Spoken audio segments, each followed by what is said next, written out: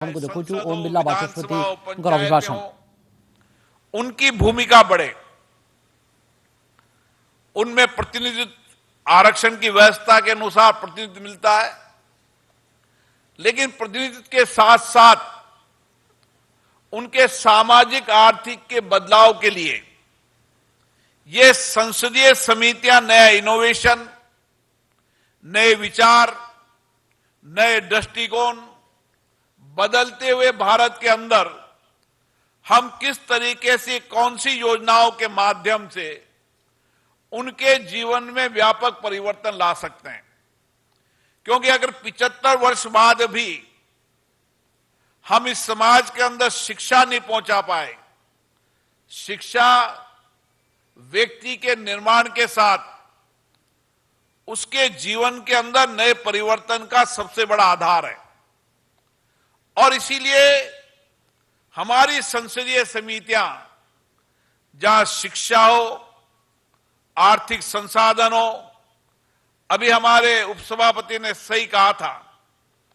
जब तक हम आर्थिक न्याय नहीं करेंगे,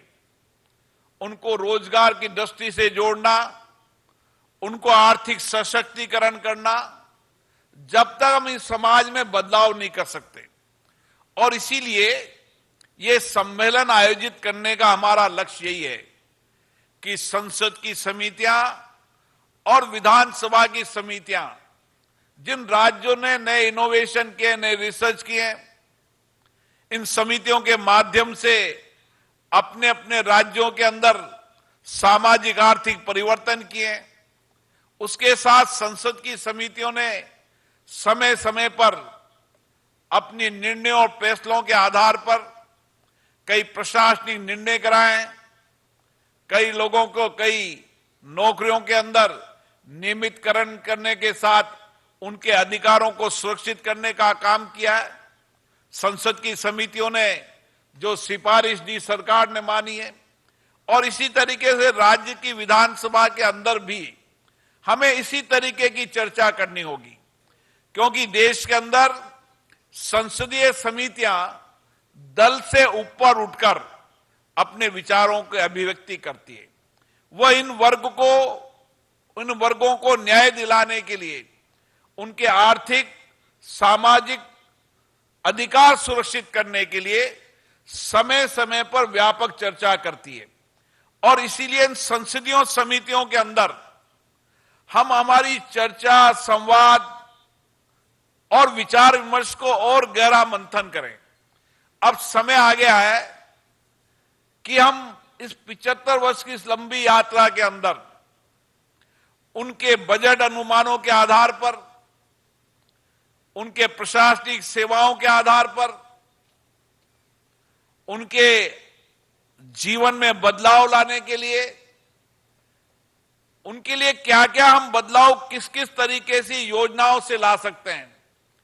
कौन सी योजनाएं आज की परिस्थितियों के अंदर आवश्यक है और कौन सी योजनाओं में बदलाव लाना है, ये भी संसदीय समितियां सरकार को सुझाव देने का काम करेगी। और इसीलिए इन संसदीय समितियों में 2 दिन में हम अलग अलग ग्रुप में बैठकर हमारे विचार विमर्शों को और आगे बढ़ाएंगे। क्यों बदलती परिस्थिति के अंदर हम देश के अंदर ऐसे युवाओं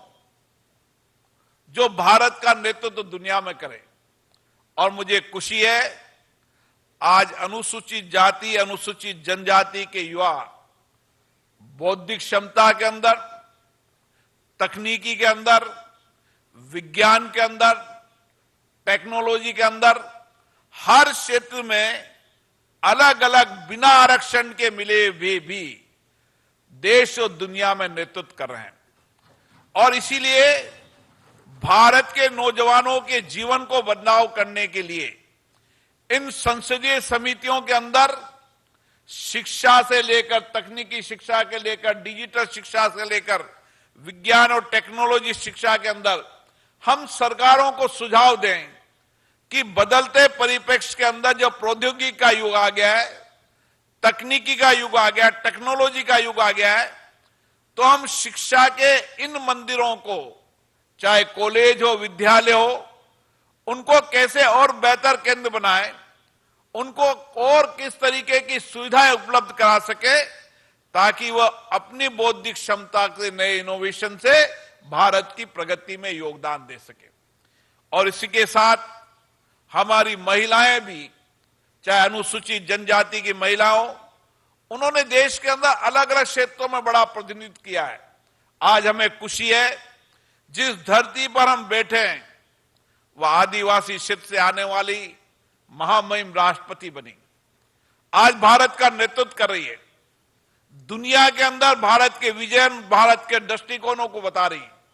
हमारे लोकतंत्र की ताकत को बता रही है कि गांव में बैठकर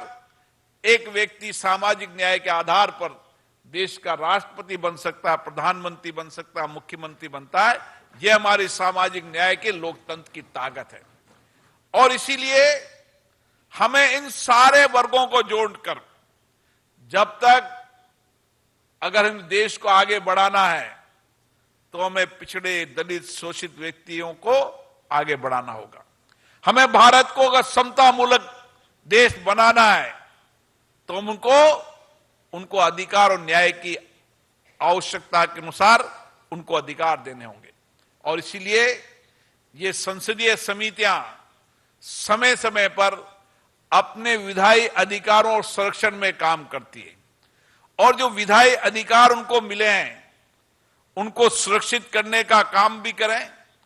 और इस संसदीय समितियां अपने अपने SC ST के लोगों के हितों के लिए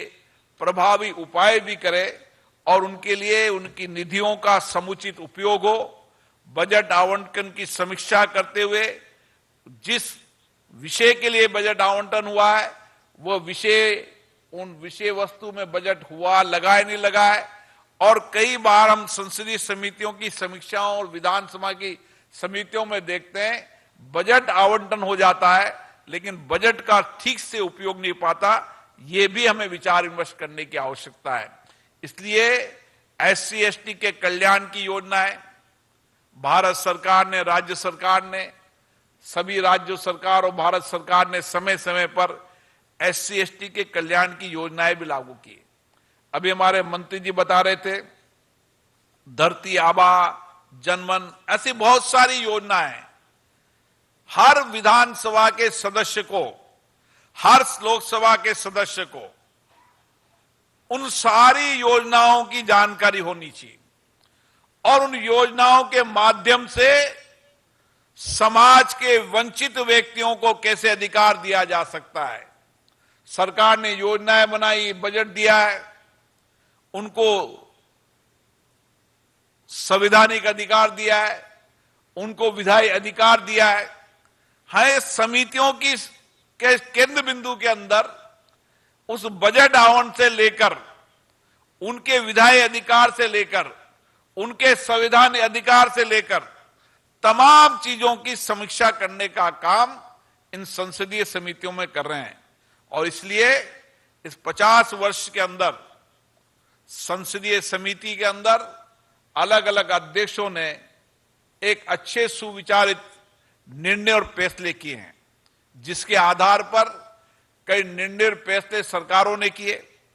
कई निर्णय फैसले राज्य सरकारों ने भी किए। इसलिए संसदीय समितियों की बहुत बड़ी भूमिका है।